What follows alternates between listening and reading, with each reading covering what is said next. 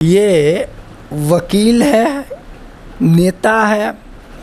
वकील अकेले भाई पड़ता है, वकील यदि नेता हो जाए तो वो दुगना मुश्किल डोज देता है। राजनीति में मैं तो राजनीति से जुड़ा हुआ नहीं था।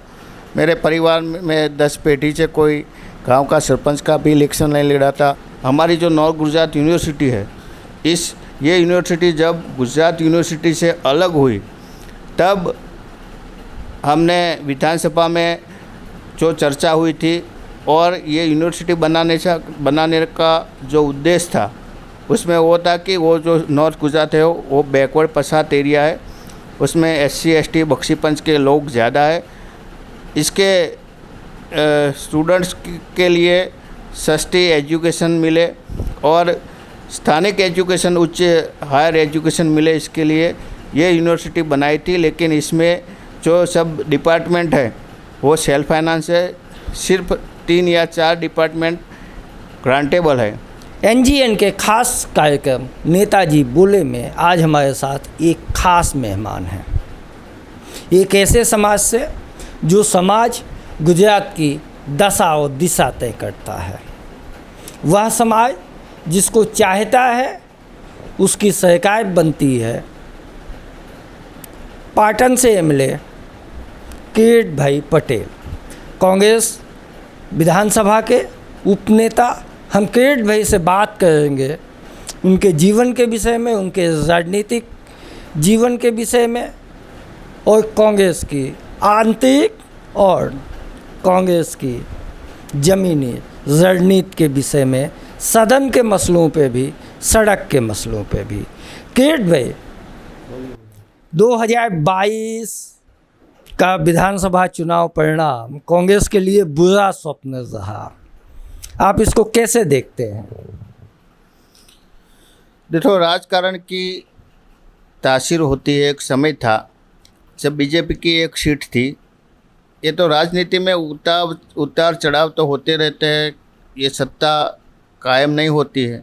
कई बार पार्टियां चेंज होती रहती है और ये पुरातन समय से देखो, राजाशाही में भी देखो, अंग्रेजी शासन में भी देखो, एक समय था जब विश्व में अंग्रेजी हुकूमत का सूरज कायम था। आज क्या परिस्थिति है? लेकिन जिस तरफ से कांग्रेस देश में और गुजरात में कांग्रेस ने जो शासन किया है, कांग्रेस की जो नीतियां है, कांग्रेस का जो मैनिफेस्टो है और कांग्रेस की जो पॉलिसी है, वो खास करके उद्योगपतियों के लिए नहीं है, वो आम आदमी के लिए है। और 2022 में कांग्रेस ने अच्छा देखा नहीं किया है, 17 सीटें आई है। लेकिन उसका अर्थ ये नहीं है कि कांग्रेस टूट गई है और कांग्रेस कुछ भी नहीं है। आगामी समय में जैसे कर्नाटक में कांग्रेस की सरकार बनी, अभी MP में, राजस्थान में इलेक्शन आएगा, वहाँ 2 राज्यों में कांग्रेस की स्थिति अच्छी है। और आगामी लोकसभा का जो चुनाव आता है इसमें भी गुजरात में कांग्रेस मजबूत रूप से बाहर आएगी। किरीट पटेल राजनीति में कैसे आए? राजनीति में मैं तो राजनीति से जुड़ा हुआ नहीं था। मेरे परिवार में 10 पीढ़ी से कोई गांव का सरपंच का भी इलेक्शन नहीं लड़ा था। मेरे दादा दादी भी टीचर थे, मेरे फादर भी टीचर थे। हम तीनों ब्रदर जो भाई है वो सब प्रोफेसर है। लेकिन जो अनामत आंदोलन शुरू हुआ और अनामत आंदोलन में मैं नॉर्थ गुजरात का कन्वीनर था और आंदोलन की वजह से कांग्रेस ने मेरे पर भरोसा किया। उस वक्त बीजेपी भी हमको टिकट देने के लिए तैयार थी, लेकिन हमने कांग्रेस को पसंद किया और पाटनी जनता ने हमको 2017 में पाटन के इतिहास में सबसे ज़्यादा वोट से मुझे विजयी बनाया। मुझ पर भरोसा किया और फिर से 2022 में भी पाटन की जनता ने मुझे बहुत प्यार दिया, बहुत इज्जत दिया। और जो कांग्रेस के 17 MLA इलेक्शन में जीते, इसमें शायद दूसरे नंबर पे सबसे ज़्यादा वोट से पाटनी जनता ने मुझे विजेता बनाया। आपने पाटीदार आंदोलन की बात की।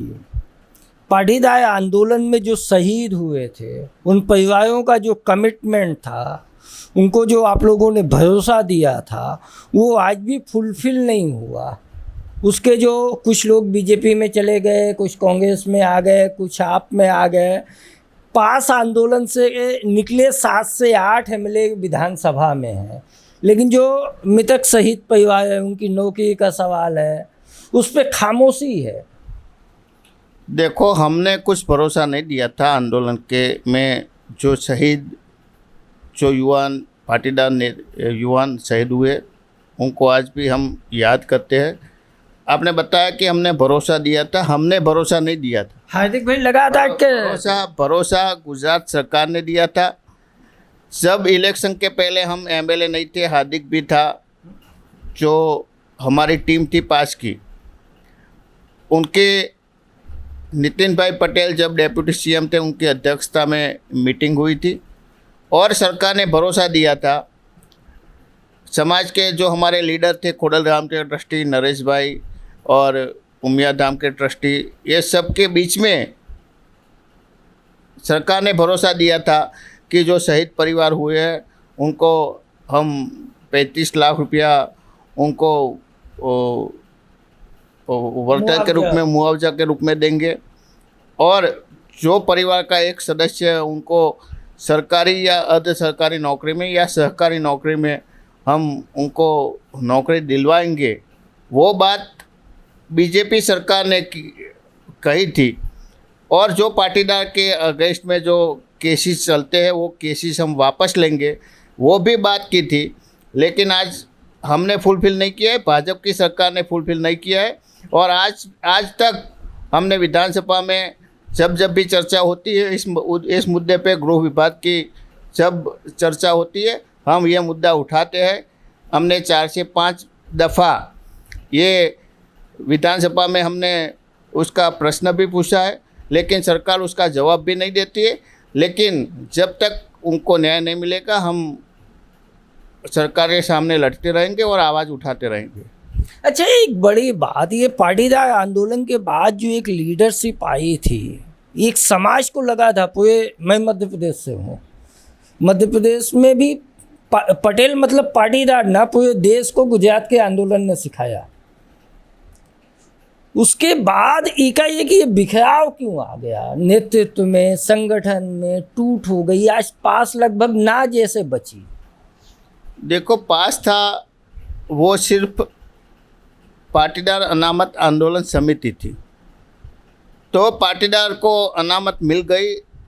इसके बाद पास का कोई अस्तित्व नहीं रहेगा। वो स्वाभाविक इसलिए है कि वो आंदोलन अनामत के लिए था। पाटीदार समाज को और अन्य सुवर्ण समाज तो 10% अनामत मिल गई, तो उसका अस्तित्व नहीं रहेगा, वो बात सही है। आपने पूछा कि सब वेर विखेर क्यों हो गए। आप जानते हैं कि बीजेपी की रणनीति है डिवाइड एंड रूल। जो भी मजबूत संगठन चलता है तो उसको कैसे डिवाइड करना है, उनको धक धमकी देना है, उसको कुछ लालच देना है, उसको कैसे खरीद पोशी हो सकती है। टूटे हुए सरकार को भी आप जानते हैं, मध्य प्रदेश में, गोवा में जो प्रजा आदेश जनादेश देती है, तो वो जनादेश को भी वो तोड़ डालते हैं, सरकार को भी तोड़ डालते हैं। तो ऐसी परिस्थिति में जब सत्ता का दुरुपयोग होता है, पुलिस तंत्र का दुरुपयोग होता है, जो भी संवैधानिक संस्था है उसका दुरुपयोग होता है, और सत्ता का दुरुपयोग करके ये सब तोड़ने का काम, पाटीदार समाज को बिखेरने के काम, पास को तोड़ने का काम, पाटीदार आंदोलन में जो संगठन था उसको तोड़ने का काम बीजेपी सरकार ने किया है। और मैं मानता हूँ इसमें बीजेपी सरकार सफल रही है। किरीट पटेल के लिए पाटन के मुद्दे क्या हैं? किरीट पटेल के लिए पाटन का विजन क्या है? देखो, हमारा पाटन ये एक शैक्षणिक नगरी है, संस्कारी नगरी है, और वो बॉर्डर से जुड़ी हुई है। हमारे पाटन डिस्ट्रिक्ट का दो मुख्य उसकी समस्याएं थी। एक समस्या मेरे विस्तार की थी, जब आनंदीबेन पटेल यहाँ एमएलए थे और मिनिस्टर भी थे, तब मेरी विधानसभा में दो तहसील आते हैं, एक पाटन और सरस्वती। तो पाटन तहसील के जो भी गांव है उसमें सिंचाई के लिए और तालाब में पानी का प्रॉब्लम था, वो आनंदीबेन ने दूर किया था। लेकिन बाकी 50 से ज़्यादा ऐसे गांव थे मेरी कॉन्स्टिट्यूंसी में जिसमें खेडूतों को पानी का सिंचाई के लिए पानी नहीं मिलता था। हमने वो विज़न बनाया, विधानसभा में सरकार में बार बार हमने मुद्दे उठाए, हमने चर्चा की और ये विस्तार के लिए हमने 350 करोड़ रुपयों का ये जो तालाब भरने की पाइपलाइन होती है सिंचाई के लिए, इसमें हम सफल हुए, वो काम भी शुरू हो गया। दूसरा, पीने का पानी की समस्या थी, तो 150 करोड़ रुपये के पानी मेरे विधानसभा विस्तार में धरोई से पीने का पानी आ रहा था। वो हमने नर्मदा की मुख्य कैनाल मासा जो विलेज है वहाँ से नई पाइपलाइन डलवा के पूरे विस्तार में 150 करोड़ के पानी की पीने की जो समस्या थी, वो 150 करोड़ रुपया का बजट हमने विधानसभा में रजूआत करके हमने मंजूर करवाया, उसका काम भी चालू हो गया। तो दो हमारे जो मुख्य विज़न थे, खेडूतों के लिए पानी और पीने का पानी, ये दो हमारा विज़न था, वो पूरा हो गया। हमारी जो सरस्वती नदी है वो वर्षों से चूँकि बट पड़ी थी, इसमें पानी डाल के अभी उसका जो डैम है उसमें पानी डालने का काम भी शुरू हो गया है। तो ये हमारे दो खेडूतों के लिए जो विज़न था वो पूरा हुआ है। लेकिन हमारा अभी दो विज़न बाकी है। हमारी जो नॉर्थ गुजरात यूनिवर्सिटी है, ये यूनिवर्सिटी जब गुजरात यूनिवर्सिटी से अलग हुई, तब हमने विधानसभा में जो चर्चा हुई थी और ये यूनिवर्सिटी बनाने का जो उद्देश्य था, उसमें वो था कि वो जो नॉर्थ गुजरात है वो बैकवर्ड पछात एरिया है, उसमें SC ST बख्शीपंच के लोग ज़्यादा है। इसके स्टूडेंट्स के लिए सस्ती एजुकेशन मिले और स्थानिक एजुकेशन, उच्च हायर एजुकेशन मिले, इसके लिए ये यूनिवर्सिटी बनाई थी। लेकिन इसमें जो सब डिपार्टमेंट है वो सेल्फ फाइनेंस है, सिर्फ 3 या 4 डिपार्टमेंट ग्रांटेबल है। ये सब डिपार्टमेंट अभी ग्रांटेबल बन जाए और मेरे विस्तार के पाटन, मेहसाणा और बनासकांठा, वो जो 3 डिस्ट्रिक्ट है, उसके जो स्टूडेंट्स हैं उनको पाटन में अच्छी हायर एजुकेशन मिले, वो मेरा विज़न अभी बाकी है।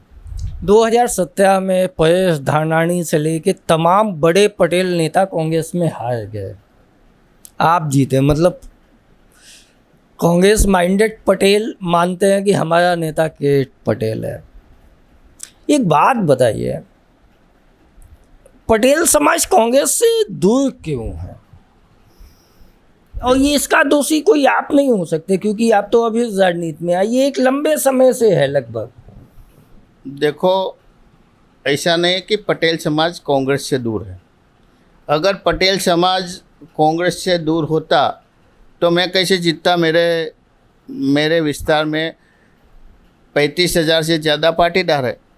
लेकिन आपसे ज़्यादा भाग्यशाली सब आपकी तरह भाग्यशाली तो होते नहीं हैं। नहीं। आप लोकसभा के चुनाव देखिए, विधानसभा के देखिए, कॉर्पोरेशंस के देखिए, जहाँ भी पटेल मेजोरिटी है वहाँ आम आदमी पार्टी सोच जैसे शहर में एक्सेप्टेबल हो गई, लेकिन कांग्रेस नहीं हुई। ये देखो, पहले कई सालों के पहले सब पाटीदार कांग्रेस के साथ थे, बीच में बीजेपी के साथ रहे, अभी कई लोग आम आदमी के साथ है। पाटीदार समाज एक व्यापारी समाज है, वो किसी भी पार्टी के साथ ऐसा उसका जो सामाजिक जीवन है और व्यापारिक जीवन है उसमें टकराव वो नहीं चाहती। इसलिए वो ज़्यादातर के वो पाटीदार समाज है वो बीजेपी के साथ रहता है। और इसलिए रहता है कि जो सब पाटीदार समाज है वो ज़्यादातर के बिजनेस में है। और आप जानते हैं कि जो बिजनेसमैन है उसको अगर वो बीजेपी के खिलाफ जाते हैं खुले में, तो बीजेपी कैसे हैरान परेशान सब ईडी का, इनकम टैक्स का और पुलिस का दुरुपयोग करती है। ये सब अभी डर का माहौल है, इसलिए पाटीदार समाज अभी कांग्रेस से थोड़ा विमुख हुआ है। उसको वापस लाने के लिए केट पटेल की क्या योजना है या कांग्रेस की क्या योजना? कांग्रेस अभी जो आगामी समय में लोकसभा के इलेक्शन आ रहे हैं, इसके बाद तालुका पंचायत, जिला पंचायत के भी इलेक्शन आ रहे हैं, इसमें हम जो भी पाटीदार समाज के जो नेता है और पाटीदार समाज के अलावा अभी भी जो कांग्रेस का हमारा मोदी मंडल है, शीर्ष नेतृत्व है, उनके साथ हम बैठ के विचार करेंगे कि भाई पाटीदार समाज और दूसरे समाज, छोटे छोटे समाज जो कांग्रेस से विमुक्त हुए हैं, कांग्रेस से अलग हुए, वो कैसे कांग्रेस के साथ आ सकते हैं, उसके लिए हम चिंतन मंथन करेंगे। हार्दिक भाई से कभी बातचीत होती है? हाँ, होती है। हार्दिक से जो भी हमारे दोस्त अभी हमारे पास में थे और हमारे साथ कांग्रेस में थे, वो सब बीजेपी में चले गए। सबसे साथ हमारी दोस्ती है, सबके साथ बात भी होती है। बीजेपी में वो खुश है? उनको मंच वंच मिले? अब तो मिलता नहीं है। वो कोई पार्टी में, कौन सी पार्टी में कौन खुश है वो मैं कैसे बता सकता हूँ? दोस्ती में बातचीत तो होती होगी। आप तो संघर्ष के साथी हैं। हम संघर्ष के साथी हैं, लेकिन हम पर्सनल पॉलिटिक्स के बारे में कभी बात नहीं करते हैं। हमारी जो सामाजिक जीवन की बात है या फैमिली की बात है वही करते हैं। बाकी पॉलिटिक्स में जब साथ में बैठ के बात होती है तो किसी के पॉलिटिकल जीवन के बारे में हम कोई बात नहीं करते। एक ये माना गया था कि हार्दिक भाई बीजेपी में इसलिए गए क्योंकि उनके ऊपर केस थे और वो केस से उनको रिलीफ मिलता है यदि सरकार का साथ होगा। तो केट पटेल के ऊपर भी खूब आंदोलन के केस हुए। आपको डर नहीं लगता कि राहुल गांधी की तरह सजा हो जाएगी? देखो, मैं तो लॉ का स्टूडेंट हूँ, लॉ का अध्यापक भी हूँ। मैं जानता हूँ कि अगर हमने क्राइम किया है, हमने कुछ गुनाह किया है तो हमको सज़ा मिलने वाली है। लेकिन हमारे पर जो भी केस है उसमें हम जानते हैं, हम दिल से मानते हैं कि हमने कोई गुनाह नहीं किया है। कई बार पॉलिटिकल जीवन में पॉलिटिकल दबाव से केस हो जाते हैं। आप जानते हैं कि मेरे खिलाफ़ 20 से ज़्यादा FIR थी, केस था, चलता था। आंदोलन के भी केस थे, लेकिन सब में मैं 5 से 6 केस में मुझे हाई कोर्ट ने स्टे दिया है। 4-5 केस में मेरे अगेंस्ट में जो केस दर्ज किए गए थे उन्होंने इसमें पुलिस ने बी फाइनल फाइल किया है। मीन्स हमारे सामने जो FIR थी वो गलत थी और 3-4 केस में मुझे कोर्ट ने निर्दोष जाहिर किया है और बाकी के केस अभी चल रहे हैं। अगले 5 साल में केट पटेल अपने आप को कहाँ देखते हैं? प्रजा के बीच में। लोकसभा नहीं लड़ने की। क्यों? वो जगदीश भाई के एक कांस्टिट्यूंसी है इसलिए? नहीं, हम जो है, हम हमारी पाटन की विधानसभा में खुश है और हमको विधानसभा पाटन के प्रजा के बीच में रहना है और विधानसभा में रहना है। हमको कोई आगे लोकसभा लड़ना नहीं है। संगठन में भी नहीं जाना है। ये वकील है, नेता है। वकील अकेले भाई पड़ता है। वकील यदि नेता हो जाए तो वो दुगना मुश्किल डोज देता है। पहले नेता है जो कहे हमें लोकसभा नहीं लड़नी है, जो कहे हमें संगठन में नहीं जाना है, पाटन के बीच रहना है, प्रजा के बीच रहना है। आंदोलन के चेहरे थे, लॉ के स्टूडेंट, लॉ के प्रोफेसर। तो केट भाई की बात हमने सुनी। केट भाई, आपने NGN न्यूज़ से बात की, इसके लिए आपका शुक्रिया। Thank you. NGN का भी शुक्रिया।